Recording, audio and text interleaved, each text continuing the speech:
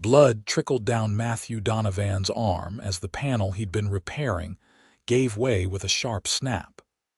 The sound of clattering metal echoed through the Academy's engineering lab, drawing the attention of every alien student present.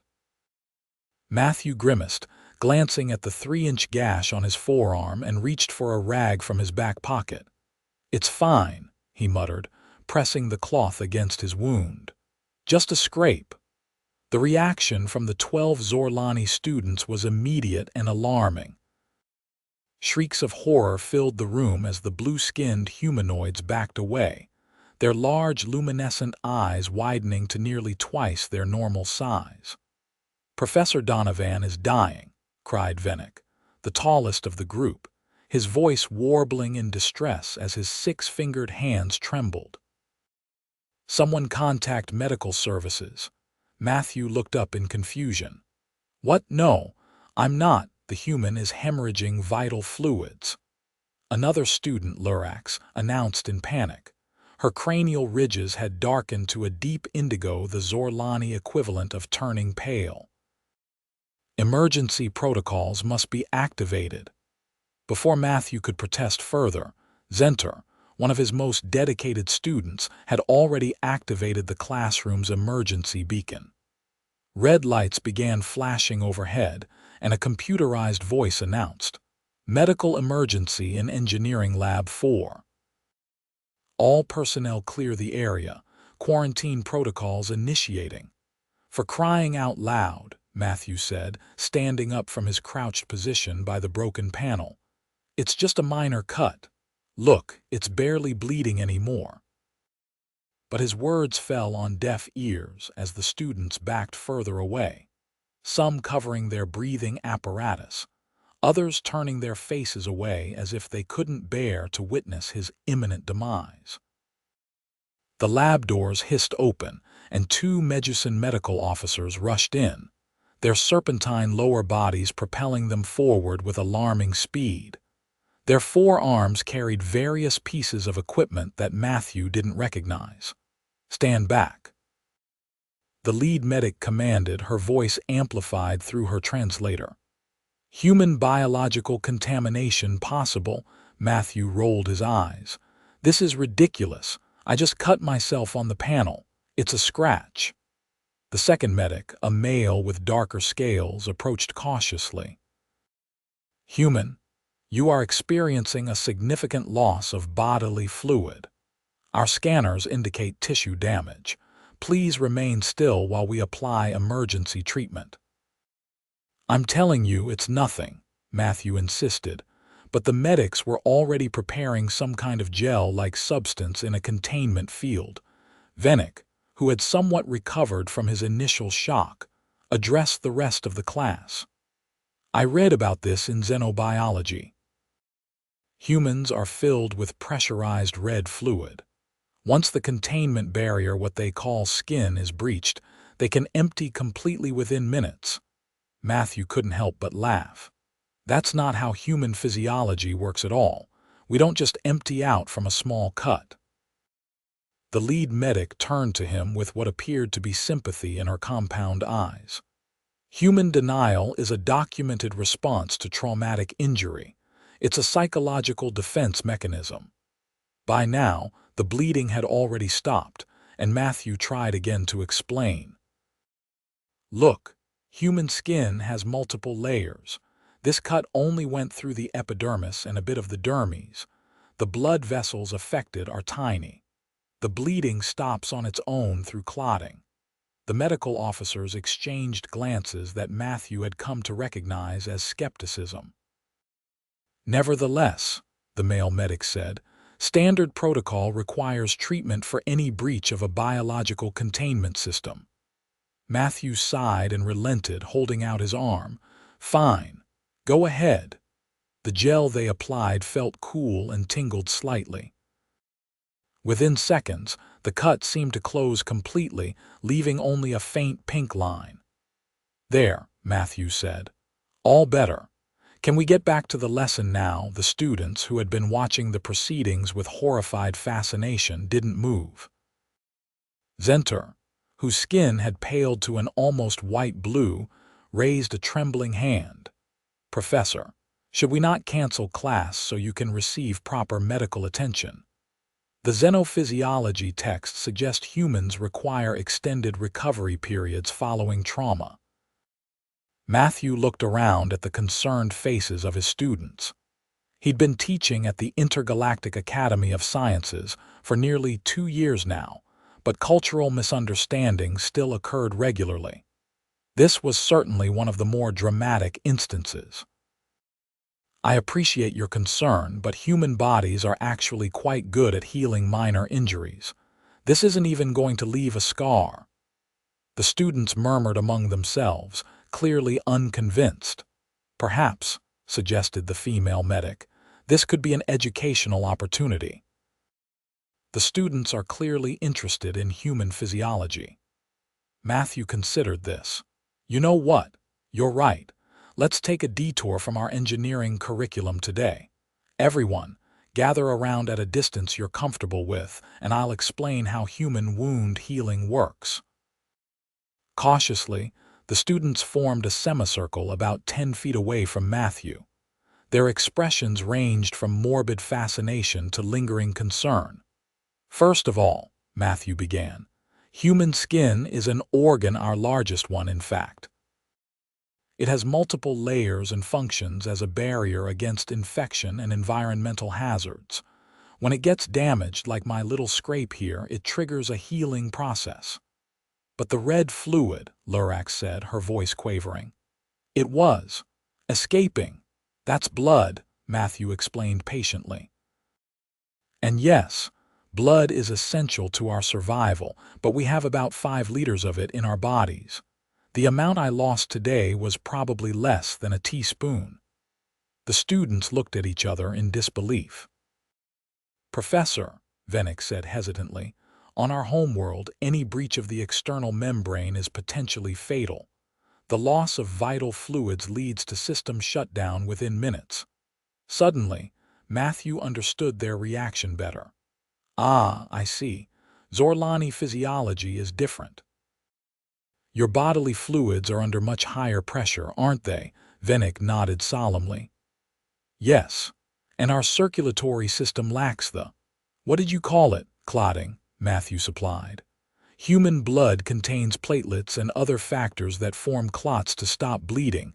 It's an automatic response." The 2 medical officers, who had been listening with interest, now stepped forward. "Perhaps a visual aid would help," suggested the female medic.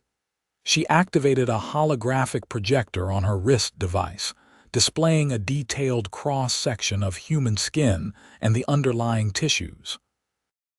"As Professor Donovan explained, human integument has remarkable self-repair capabilities," she explained, manipulating the image to demonstrate the clotting process. "Unlike Zorlani or Medusan physiology, humans can sustain minor breaches without significant risk." The students watched, entranced by the holographic demonstration. "That's fascinating," Zentari said, his color returning to normal. "But does it not hurt?" Matthew shrugged. "A little, but it's more of an annoyance than anything else." This prompted another round of murmurs among the students. "Pain tolerance varies widely across species," the male medic added. "Humans fall somewhere in the middle of the galactic spectrum." "Exactly," Matthew agreed. "So while I appreciate your concern, there was never any danger. Now, shall we get back to our lesson on propulsion systems?"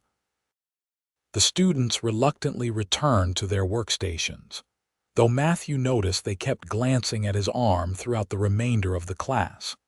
After the students had filed out at the end of the session, the female medic approached Matthew again. "Professor, if I may, while your injury was indeed minor by human standards, the student's reaction was not entirely unwarranted. The Zorlani evolved on a high-pressure world with a very different biochemistry. For them, what you experienced would have been fatal." Matthew nodded. "I understand that now. I should probably include some basic human physiology in my introduction at the beginning of each term. That would be wise, she agreed. Cultural exchange is never without its challenges. As Matthew gathered his teaching materials, he couldn't help but smile at the day's events. He'd come to the academy to teach engineering, but he was learning just as much as his students. The following morning, Matthew arrived at his classroom to find it unusually quiet. The students were already seated, but instead of the typical pre-class chatter, they sat in solemn silence, watching him intently as he entered. "Good morning, everyone," he said cheerfully, setting his materials on the desk. "Today, we'll be continuing with our discussion on variable geometry thrust nozzles." No one responded. Matthew looked around at their serious faces. "Is everything all right?" he asked. Zentari stood up, acting as the apparent spokesperson for the group. "Professor Donovan, we have been researching human physiology overnight." "Oh," Matthew raised an eyebrow. "Yes," Zentari continued, "and we have discovered something disturbing about your species." Matthew braced himself, wondering what horrifying misconception they had stumbled upon now. "According to our research," Zentari said gravely, "humans regularly suffer injuries similar to yours and continue functioning as if nothing has happened. Is this correct?" "Well, yes," Matthew confirmed. "Minor injuries are just part of life for us." The students exchanged glances that Matthew now recognized as their expression of collective concern. "Professor," Lurak spoke up, "we wish to understand this phenomenon better. Our research suggests humans have evolved in an environment of constant physical trauma." Matthew couldn't help but laugh. "That's one way of putting it, I suppose. Earth has its hazards, but it's not quite the death trap you're imagining. Yet humans engage in recreational activities that cause intentional damage," Venick added. "Sports that result in scrapes and bruises and even broken structural supports." "You mean broken bones," Matthew clarified. "Yes, that happens sometimes in contact sports, but our bones heal too." The students seemed both horrified and fascinated by this confirmation.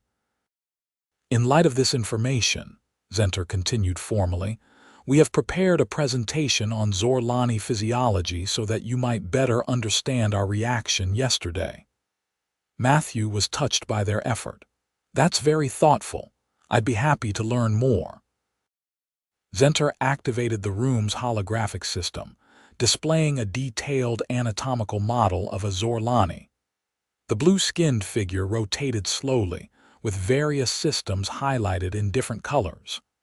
"As you can see," Zentari explained, "our external membrane is a single continuous organ. Unlike human skin, it does not have layers that can be damaged independently.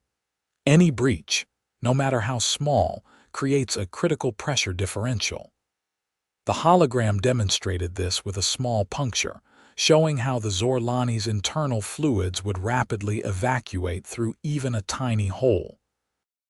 "Without immediate medical intervention," Zentari continued solemnly, "even a minor breach is fatal within minutes." Matthew nodded, understanding their reaction to his injury much better now. "That explains a lot. Thank you for sharing this with me."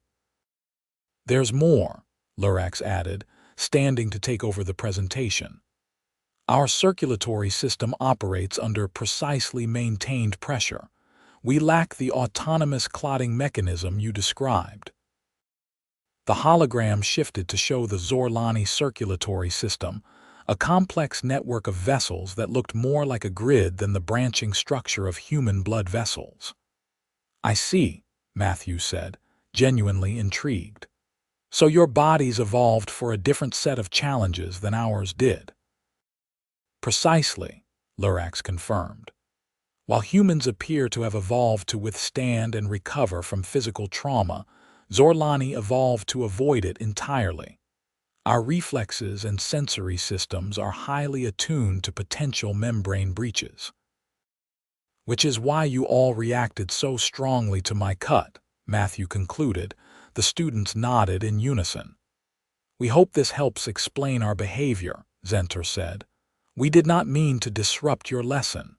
Matthew smiled warmly at his students. No apology necessary. This is exactly what the Academy is about, learning from each other. I'm grateful for this exchange. Then, Venick asked hesitantly, you are not offended by our reaction? Not at all, Matthew assured them. In fact, I'm touched by your concern. The tension in the room visibly dissolved, the students' colors brightening to their normal vivid blue.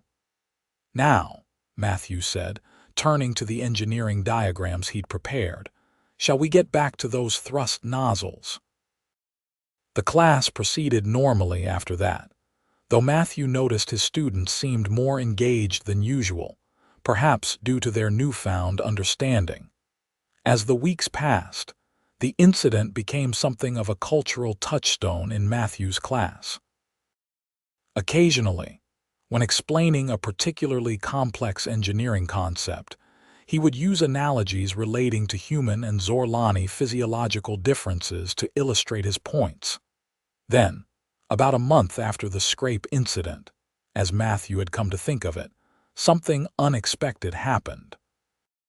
He was demonstrating the proper technique for calibrating a particle accelerator when the device malfunctioned, emitting a bright flash of energy. Matthew jumped back, but not before the energy discharge grazed his hand. He winced, looking down to see a reddened patch of skin on his palm. Minor burn, he announced quickly before his students could panic. First degree only, no need for concern.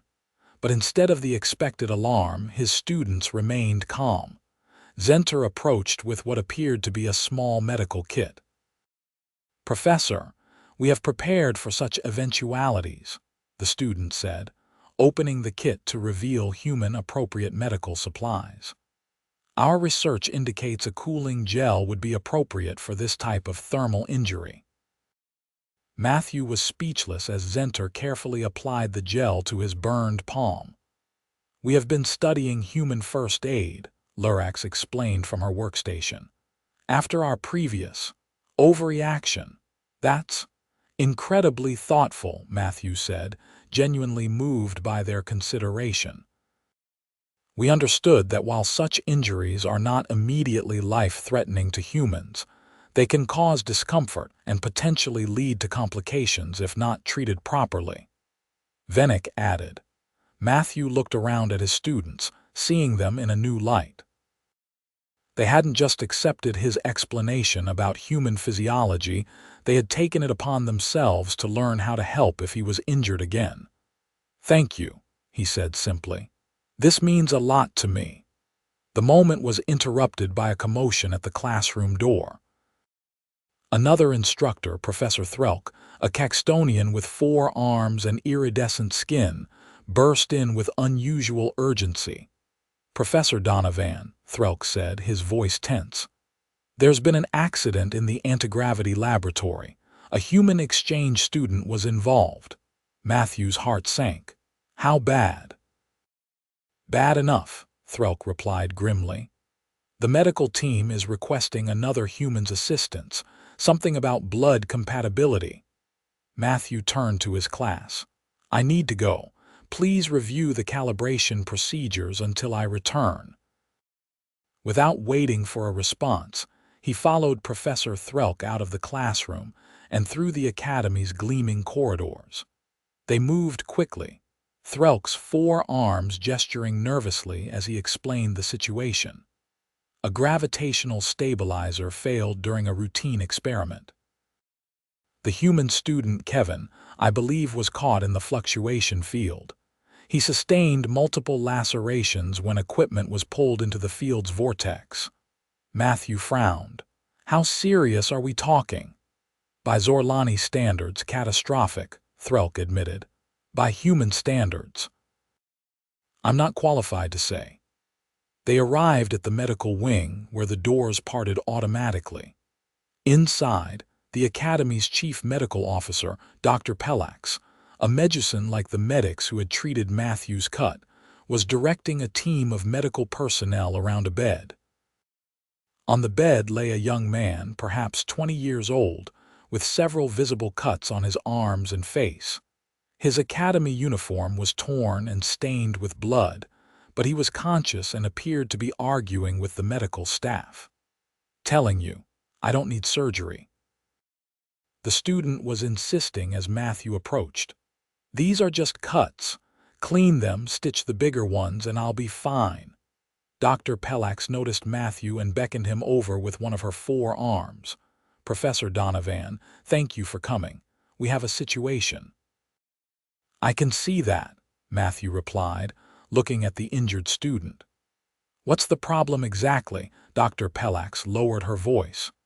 "The human student has sustained multiple lacerations. Our scans indicate no damage to major vessels or organs, but there is considerable blood loss. He refuses our recommendation for surgical intervention, claiming his injuries are minor." Matthew approached the bed. "Hi there. I'm Matthew Donovan, engineering professor, and you are Kevin Mitchell," the young man replied, wincing as a medical technician dabbed at a cut on his forehead. "Exchange student from Earth University. And I'm trying to explain to these doctors that humans don't need surgery for a few cuts." Matthew examined Kevin's injuries more carefully. There were several lacerations, the largest being about 4 inches long on his forearm, similar to where Matthew had cut himself a month earlier, though deeper. It had already been cleaned and covered with a clear medical film. The other cuts were smaller, one on his cheek, another on his other arm, and what looked like a few more through the torn uniform on his torso. "How much blood would you estimate he's lost?" Matthew asked Dr. Pelax. "Approximately 500 milliliters," she replied promptly. Matthew nodded. That was significant but not critical. And his vital signs, elevated heart rate, slightly lowered blood pressure, within acceptable parameters for humans under stress, according to our database. Kevin looked at Matthew pleadingly. "Can you please tell them I don't need to be cut open? They keep talking about internal repair and membrane reconstruction or something." Matthew turned to Dr. Pelax. "Doctor, I believe there's a misunderstanding about human physiology here. These injuries, while certainly painful and requiring treatment, don't necessitate surgical intervention by human medical standards." Dr. Pelax's compound eyes narrowed slightly. "Professor Donovan, with all due respect, this is considerably more severe than your minor incident last month. The patient has multiple breaches of his external membrane and significant fluid loss." "Yes," Matthew agreed patiently, "but human medicine would typically treat these with cleaning, possibly some stitches or adhesive strips for the larger cuts, antibiotics to prevent infection, and fluid replacement if necessary. Invasive surgery would be considered excessive." There was a moment of tense silence as Dr. Pelax considered this information. "Perhaps," she finally said, "there is merit in considering species-appropriate treatment protocols. I will consult the human medical database again." While Dr. Pelax conferred with her staff, Matthew turned back to Kevin. "Hang in there. They're just concerned because their physiology is very different from ours. A cut like that would be fatal to a Zorlani." Kevin sighed in relief. "Thanks, man. I was starting to think I was going crazy. They were acting like I was on death's door." "I had a similar experience recently," Matthew told him. "Cultural misunderstandings about biology can be pretty dramatic." Dr. Pelax returned, her demeanor more composed. "I have reviewed the human medical protocols. It seems Professor Donovan is correct. Our proposed treatment was excessive by human standards." She turned to the medical team. "Prepare dermal adhesive for the larger lacerations." Administer a broad-spectrum antibiotic compatible with human physiology, and prepare a fluid replacement solution as a precaution. Kevin gave Matthew a grateful look. However, Dr. Pelax continued, addressing Kevin directly, you have lost a significant amount of blood. While not critical, it would be prudent to replace these fluids. Would you consent to this treatment? Kevin nodded. Yeah, that makes sense. Roman 4 fluids, right? Essentially, yes, Dr. Pelax confirmed. And you will need to remain under observation for at least 6 of your Earth hours. That's reasonable, Kevin agreed, visibly relaxing. As the medical team began their revised treatment plan, Matthew stayed nearby, partly to ensure there were no further misunderstandings and partly out of solidarity with his fellow human. So, he said conversationally to Kevin, what were you working on when the accident happened? Kevin grimaced as a medic applied adhesive to the cut on his arm. Variable gravity environment for xenobotany. We were testing how Earth plants respond to Zorlani gravity cycles. Then the stabilizer just gave out. Those Mark Roman 4 stabilizers can be temperamental, Matthew commented. Was it properly calibrated for the oscillation frequency? That's the thing, Kevin said, becoming animated despite his injuries. We had it set according to the manual, but I think there's a fundamental flaw in the design. The resonance pattern doesn't account for harmonic interference from organic material. Despite the circumstances, Matthew found himself drawn into the technical discussion. You know, I've noticed something similar in the engineering lab. The calibration algorithms seem optimized for inorganic matter. Their conversation continued as Kevin's treatment progressed, delving into engineering principles and potential modifications to the gravitational stabilizers. The medical staff worked efficiently around them, occasionally asking questions about human physiology when uncertain. After about an hour, Kevin was looking much better. His cuts had been properly treated with dermal adhesive, he had received antibiotics, and a fluid replacement drip was steadily replenishing his lost blood volume. Dr. Pelax approached again, studying a holographic display of Kevin's vital signs. Your condition is stabilizing nicely. The human healing process is quite remarkable in its efficiency. Thanks, Kevin said. Sorry if I was difficult earlier. I just didn't understand why everyone was so alarmed. No apology necessary, Dr. Pelax assured him. This has been an educational experience for my staff as well. Interspecies medicine presents unique challenges. Matthew checked the time. I should get back to my class. They're probably wondering what happened. Of course, Dr. Pelax said. Thank you for your assistance, Professor. As Matthew turned to leave, Kevin called after him. Hey, Professor Donovan. Thanks for the save. Maybe we could talk more about those stabilizer modifications sometime. Matthew smiled. I'd like that. My students might be interested in your findings too. Once you're recovered, stop by the engineering lab. When Matthew returned to his classroom, he found his students working diligently on the calibration exercises he'd left them with. They looked up expectantly as he entered. Is the other human going to survive? Zentari asked immediately, voicing the concern evident on all their faces. Matthew smiled reassuringly. Yes, he's going to be fine. His injuries were more extensive than my little scrape, but still well within the human body's capacity to heal. The relief in the room was palpable. What happened exactly? Lurax inquired. A gravitational stabilizer malfunction, Matthew explained, which, coincidentally, relates to our current module on field harmonics.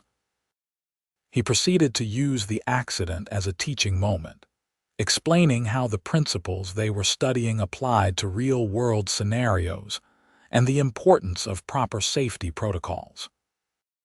The students were unusually engaged, asking thoughtful questions not just about the engineering aspects, but also about how different species might be affected by similar accidents. As the class drew to a close, Vennick raised a hand. "Professor, we have been discussing something among ourselves. We would like to propose a project." "What kind of project?" Matthew asked. "An interdisciplinary study," Vennick explained. "Engineering combined with xenobiology. We want to design safety systems that can adapt to the physiological requirements of different species." Matthew was impressed by the initiative. "That sounds like an excellent idea. What prompted this?" The students exchanged glances before Zentari spoke up. "Your injury, and now this accident with the other human, have made us realize that many of the Academy's systems are designed with certain physiological assumptions. These may not be appropriate for all species. For instance," Lurax added, "the emergency response when you were injured was based on Zorlani medical needs. It was excessive for a human but would be crucial for one of us." Matthew nodded thoughtfully. "You're absolutely right. That's a significant gap in current designs." "We have already spoken with Professor Threlk in the Xenobiology department," Zentari continued. "He is willing to collaborate if you would supervise the engineering aspects." "I'd be honored," Matthew said sincerely. This is exactly the kind of cross-disciplinary thinking the Academy was established to foster. As the students filed out, excitedly discussing their new project, Matthew reflected on how a simple misunderstanding about a cut had evolved into something much more significant. What had started as a cultural confusion was now inspiring innovation that could benefit multiple species. Over the next few weeks, the project took shape. Matthew's students worked with xenobiology students to catalog the different physiological needs and vulnerabilities of the major species represented at the Academy.